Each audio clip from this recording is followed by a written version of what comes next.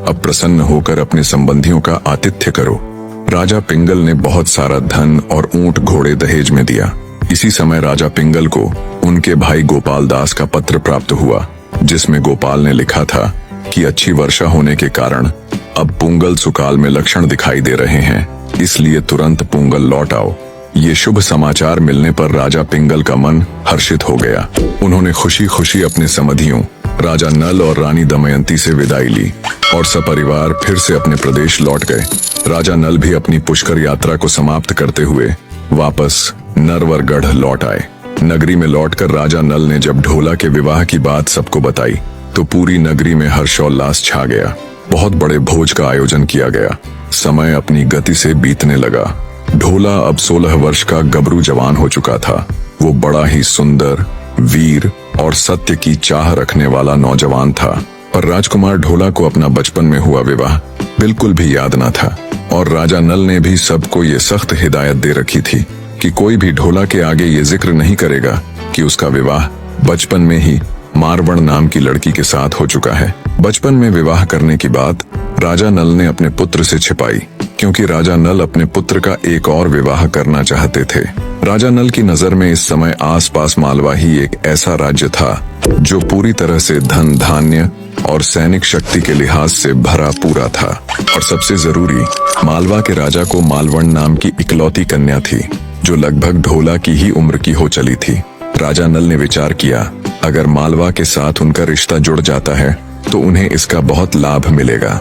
राजा नल को ये अच्छे से पता था, अगर ढोला को उसके प्रथम विवाह का पता चल गया तो वो दूसरा विवाह करने को कतई राजी नहीं होगा।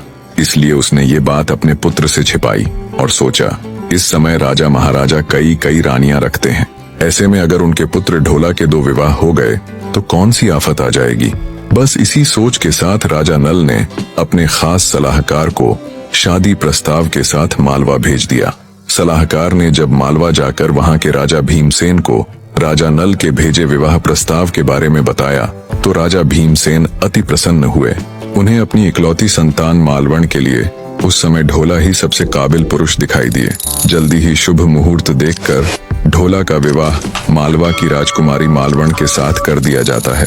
राजकुमारी मालवण भी अत्यंत सुंदर थी। सुंदरता के साथ साथ वो बड़ी ही शातिर और एक चालाक स्त्री भी थी।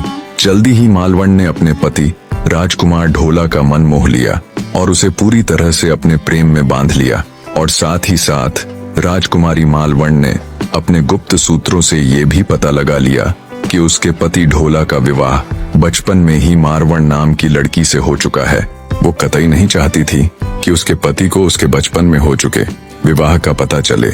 इसलिए राजकुमारी मालवण ने ढोला को इस कद्र अपने प्रेम में जकड़ लिया कि वो उठते बैठते सिर्फ अपनी पत्नी यानी राजकुमारी मालवण की ही माला जपता था।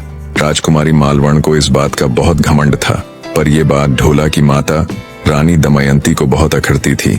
रानी दमयंती ने एक दिन जब अपनी सखियों से कहा कि जिस दिन मेरी बड़ी बहू मारवण आ जाएगी उस दिन इसका सारा घमंड चूर चूर हो जाएगा, तब एक दासी चुपचाप वहां खड़ी ये सब सुन रही थी। वो दासी रानी मालवण की बहुत खास थी। उसने जो और जैसा सुना त्यों का त्यों रानी मालवण के आगे उगल दिया। मालवण को जब ये बात पता चली तो उसे बड़ी चिंता हुई। वो सपने में भी ढोला को अपने से दूर नहीं देख सकती थी। राजकुमारी मालवण ने काफी सोचने विचारने के बाद फैसला लिया कि क्यों न पहले पता लगाया जाए कि राजकुमारी मालवण दिखती कैसी है। क्या पता वो इतनी सुंदर ना हो और वो व्यर्थ ही उसको लेकर चिंतित हो रही हो। इसी सोच के साथ मालवण अपने एक खास दूत को पुंगल जाने का आदेश देती है और निर्देश देती है कि वो अच्छी तरह देख परख कर आए कि राजकुमारी मारवण आखिर दिखती कैसी है। आखिर कैसी दिखती है राजकुमारी मारवण, ये देखने के लिए मालवण का खास दूत पुंगल की ओर चल पड़ता है।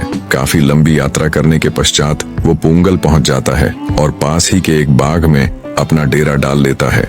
सायंकाल हुई तो राजकुमारी मारवण अपनी सखियों के साथ बाग में घूमने के लिए आई।